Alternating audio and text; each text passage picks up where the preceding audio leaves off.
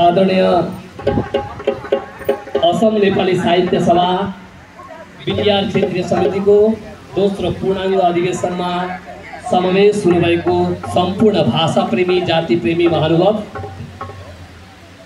आजको कार्यसूचीको पहिलो कार्यसूची झण्डोत्तोलन अब हामी प्रारम्भ गरिरहेका छौँ र यो झण्डोत्तोलन गर्नुहुनेछ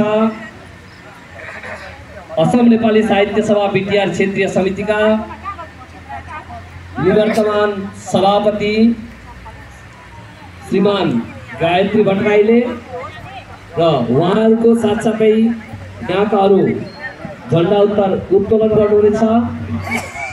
क्रमशः विभिन्न जिल्ला समितिका सभापति र सभापतिको अनुपस्थितिमा कार्यकारी सभापति अथवा जिल्लाले प्रेरण गरेको व्यक्तिहरूले र उहाँहरू हुनुहुन्छ क्रमशः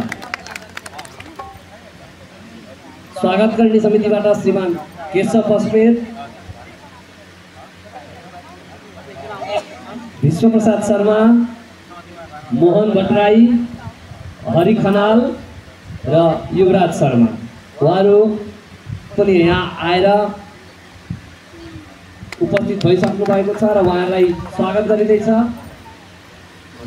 उहाँहरूको स्वागतको समयले ताली बजाइदिनु होला र झण्डोत्तोलन हुने साथसाथै असम नेपाली साहित्य सभाको झण्डा गीत यहाँबाट परिवेशन गरिनेछ र सबैले त्यो झण्डा गीतमा सहयोग पुर्याइदिनु होला।